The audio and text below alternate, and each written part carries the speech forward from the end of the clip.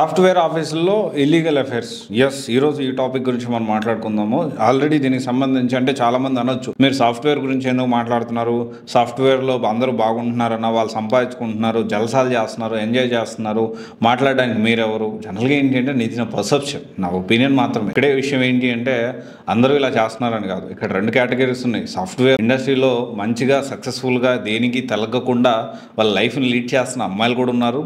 And at the same time ఈ illegal affairs అనేవి జనరల్గా ఏంటి అంటే డెఫినెట్లీ ఇది పనిషబుల్ అఫెన్స్ కాదు. రీసెంట్ ఢిల్లీ కోర్టు కూడా ఒకటి దీనికి సంబంధించి ఇల్లీగల్ అఫైర్స్ అనేది నేరం కాదు అని చెప్పి ఒక తీర్పు ఇచ్చింది. దీంతో పాటు సుప్రీంకోర్టు కూడా పలు రకాల సందర్భాల్లో ఇల్లీగల్ అఫైర్స్ అనేది తప్పు కాదు, వాళ్ళు ఇష్టపూర్వకంగా ఏమైనా చేయొచ్చు అని చెప్పి మాట్లాడారు. అండ్ తీర్పులు కూడా వచ్చాయి. ఫస్ట్ అసలు ఈ అందరూ కాదు, నేను క్లారిటీగా చెప్తా ఉన్నా, అందరూ ఇలా ఉంటారని అస్సలు కాదు. కొంతమంది మంచి వాళ్ళు కూడా ఉన్నారు, కొంతమంది ఇలా చేసేవాళ్ళు ఉన్నారు, కొంతమంది మంచిగా ఉండేవాళ్ళు. మంచిగా అంటే నా పర్సెప్షన్లో డెఫినెట్లీ ఇల్లీగల్ అనేది నైతికంగా అయితే కరెక్ట్ కాదని 100% నా పర్సెప్షన్, నా ఒపీనియన్ అయితే అది. ఎందుకంటే ఇప్పుడు అందరూ కట్నం తీసుకున్న వాళ్ళు గాడిద, కట్నం తీసుకున్న వాళ్ళు దున్నపోతు, కట్నం తీసుకున్న వాళ్ళు ఇంకొకరు అంటున్నారు కదా. మరి భరణం తీసుకునే వాళ్ళు ఏమనాలి? ఇప్పుడు కట్నం తప్పు అయినప్పుడు భరణం కూడా తప్పు అవ్వాలి కదా. ఎక్కడుంది ఈక్వాలిటీ, జెండర్ ఈక్వాలిటీ ఎక్కడుంది ఇక్కడ? అండ్ డెఫినెట్లీ ఎవరో ఒకరు మాట్లాడాలి. ఇదే అమ్మాయిలకి ఏదన్నా చిన్నది జరిగిందనుకో బయలుదేరిపోతారు. ఖచ్చితంగా దాన్ని తప్పు పట్టట్లేదు, మహిళా మండలి బయలుదేరుతారు. మరి అదే అబ్బాయిలకు జరిగి అరే నాకు ఒకరి వల్ల ఇబ్బంది అవుతుందని సూసైడ్ చేసుకున్నా కానీ, అతుల్ సుభాష్ సూసైడ్ చేసుకున్నా కానీ, సూసైడ్ చేసుకున్న తర్వాత కూడా ఒక్కడు కూడా క్యాండిల్ పట్టుకొని రోడ్డు మీదకి రాలి. అది ఈక్వాలిటీ ఎక్కడుంది ఇక్కడ? వార్తల్లో చూస్తూ ఉన్నాం, ఒక ఆమె భయంకరంగా ఒక సినీ యాక్టర్ని పట్టుకొని విచ్చలవిడితనంగా మాట్లాడుతూ ఉంది. మనం చూసాం కదా. ఎవరో కాదు, మన పెద్ద మనిషి. అంటే చాలా డ్రగ్స్ ఆరోపణలు ఉన్నాయి ఆ అమ్మాయి మీద. ఆ అమ్మాయి బరి తెగించి రోడ్డు మీదకి వచ్చి అందరూ ఒక్కసారి ఓపెన్ చేయండి కమెంట్స్, ఒక్కరన్నా ఆమె సపోర్ట్గా మాట్లాడుతున్నారా? మొత్తం సమాజం ఓస్తున్నప్పటికీ, ఆ అమ్మాయి మంచిది కాదు అంటున్నప్పటికీ చట్టం అమ్మాయిల చట్టం అయిపోయింది.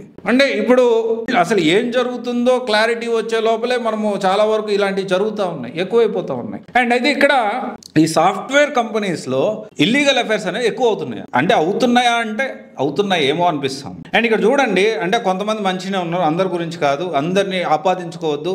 ఎవరేం చేస్తే మీకు ఎవరేం చేస్తే ఎవరిష్టం వాళ్ళది. ఇక్కడ ఎవరు దేన్ని నువ్వు అది చేయి ఇది అని చెప్పడానికి రాలేదు. జనరల్గా ఏంటి అంటే జరుగుతున్న విషయాల్ని దీన్ని మనం ఏ విధంగా చూడాలి అనే కోణంలోనే ఇది మాట్లాడడం జరుగుతూ ఉంది. అండ్ జాబ్ రావాలి అంటే కమిట్మెంట్, వచ్చాక జాబ్ నిలబడాలి అంటే కమిట్మెంట్, జాబ్ ఇంక్రిమెంట్ రావాలి అంటే కమిట్మెంట్. ఇది మ్యారేజ్ అయిన వాళ్ళు చేస్తూ ఉన్నారు, మ్యారేజ్ కాని వాళ్ళు కూడా చేస్తారు, పెళ్ళి అయిన వాళ్ళు పెళ్ళి కాని వాళ్ళు ఇద్దరు కూడా ఈ విధంగా చేస్తూ ఉన్నారు. కొంతమంది నిప్పులాగా బతికే వాళ్ళు కూడా ఉన్నారు. నిప్పు అంటే వాళ్ళు ఎట్లాంటి తలకకుండా, ఎట్లాంటి ప్రలోభాలకు తలకకుండా బతికే వాళ్ళు కూడా ఉన్నారు. ఇక్కడ తప్పు రెండు వైపులా ఉంది అంటే మీ అవసరం. అంటే ఇక్కడ ఏమవుతుందంటే అబ్బాయి తప్పు కాదు, అబ్బాయి పర్ఫెక్ట్, మేనేజర్ తప్పు కాదు, మేనేజర్ కానీ టీమ్ లీడ్ కానీ వీళ్ళతో ఎంత దారుణంగా విష సంస్కృతి ఎంత దూరం వెళ్ళిపోతూ ఉందంటే వీకెండ్ వస్తే పబ్బులు, రెస్టారెంట్లు ఎన్ని ఎక్కువైపోతూ ఉన్నాయి. అందరూ కలిసి పోవడం, తాగడము, విష సంస్కృతి, వెస్ట్రన్ కల్చర్ ఎక్కువైపోతూ ఉంది.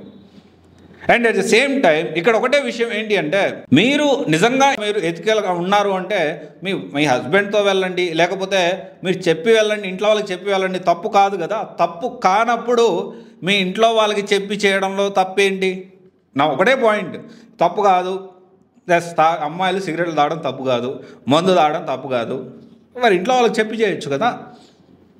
ఇంట్లో వాళ్ళకి చెప్పండి, ఇదిగో స్నాప్ పంపిస్తారు, అన్నిటికీ స్నాప్లు పంపిస్తారు కదా అమ్మాయిలు. నేను స్మోక్ చేస్తున్నా పప్ప అని చెప్పి ఫోటో తీసి పంపించండి, స్నాప్ తీసి పంపించండి. ఏమవుతుంది? మీ చుట్టాలకి, బంధువులకి, మీ నాన్నకి, మీ అమ్మకి, ఒకవేళ పెళ్ళి అయితే మీ హస్బెండ్కి పంపించండి, తప్పు కాదు కదా.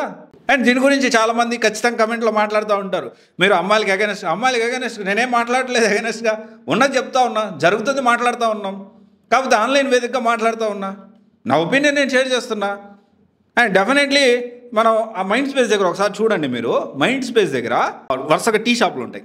మైండ్ స్పేస్ దగ్గర కానీ గచ్చిపోలి డిఎల్ఎఫ్ రోడ్డు దగ్గర కూడా నుంచోని గొప్పని సిగరెట్లు తాగుతారు.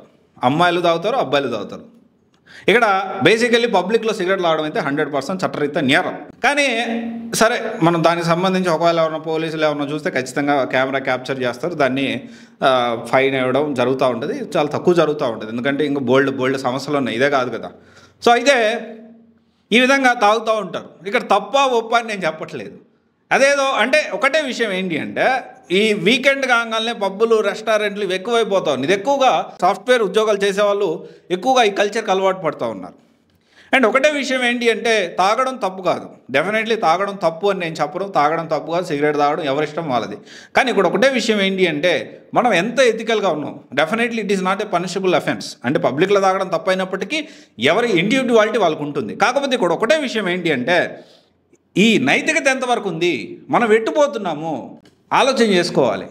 అండ్ ఇప్పుడు అంటే నా అవసరాన్ని ఇప్పుడు కొంతమంది బేదార్పులు అరుస్తారు, నా అవసరాన్ని మా మేనేజరు మిస్యూజ్ చేసుకున్నాడు, నా అవసరాన్ని మా టీఎల్ మిస్యూజ్ చేసుకున్నాడు, ఫోర్స్ చేశాడు, నన్ను ప్రలోభ అంటే at the end of the day నీ ఉద్యోగాన్ని నీ ఏదైతే సంపాదనను కాపాడుకోవడానికి ఆ డబ్బుల కోసమే కదా నువ్వు చేస్తుంది. వాట్ ఈస్ ద అంటే ఇక్కడ డెఫినెట్లీ ఫోర్స్ఫుల్గా చేస్తున్నా అంటే వదిలేసేయండి, ఉద్యోగం వదిలేసి ఇంకోటి ఎత్తుక్కోండి, తప్పులేదు కదా. స్ట్రాంగ్గా ఉండండి. నేను అదే చెప్పేది అందరూ ఉమెన్కి నేను ఒకటే చెప్తాను, బీ స్ట్రాంగ్గా ఉండడానికి ప్రయత్నం చేయండి.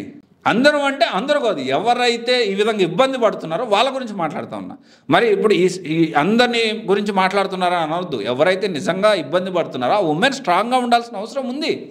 ఎందుకు ప్రలోభాలకు లోనవుతారు, ఎందుకు అటువైపు వెళ్తూ ఉంటారు.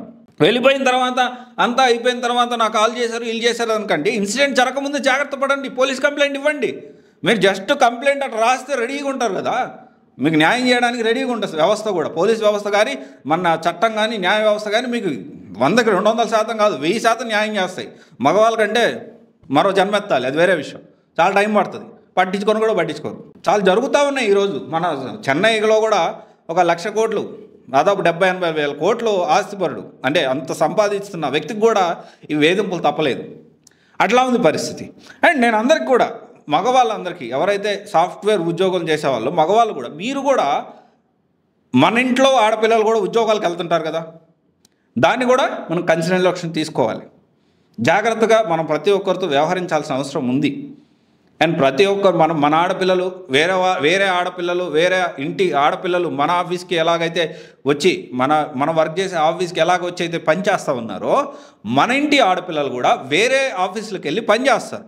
సో వాళ్ళతో బాధ్యతగా మెలగాల్సి రెస్పాన్సిబిలిటీగా మనం ఉండాల్సిన అవసరం ఉంది. వాళ్ళని జాగ్రత్తగా చూసుకోవాల్సిన అవసరం మనకు కూడా ఎంతైనా ఉందనే విషయం మీరు కూడా మర్చిపోవద్దు. అండ్ డెఫినెట్లీ ఇది ఒక రకమైన ఏమవుతుందంటే ఒక వివాహ వ్యవస్థ ఒక అస్తవ్యస్తమైన పరిస్థితి ఏర్పడుతూ ఉంది. అంటే కూడా ఏమవుతుందంటే నాకు సంపాదించే నా పాటికి నేను ఇండివిజువల్గా బతకగలుగుతాను అని చాలామంది ఆడవాళ్ళు ఉన్నారు ఈ రోజుల్లో. కానీ మగవాళ్ళు ఎందుకు ఉండలేకపోతున్నారు? నేను ఒకటే చెప్తా ఉన్నా, ఇది జరుగుతూ ఉంది. మగవాళ్ళు కూడా మీ మైండ్ని స్ట్రాంగ్గా ఉంచుకోండి. చివరి వరకు చచ్చే వరకు మీతో ఉండేది మీరే. And at the same time ఈ ఇల్లీగల్ అఫైర్స్ అనేది తప్పు కాదు అని కోర్టులు చెబుతున్న సమయంలో డెఫినెట్లీ అది పనిషబుల్, చట్ట ప్రకారం తప్పు కాదు. And at the same time మనకు కూడా ఇక్కడ ఒక విషయం అర్థం చేసుకోవాల్సిన విషయం ఏంటి అంటే ఈ విధంగా చట్ట ప్రకారం నేరం కాదు కదా, విచ్చలవిడితనంగా ఉండొచ్చు అనుకుంటే బంధాలు నిలబడం. ఈరోజు మీరు కురతనంలో ఉండొచ్చు, ఈరోజు మీరు ఏజ్లో ఉండొచ్చు, కానీ ఒకరోజు ముసలి వాళ్ళు అవుతారు.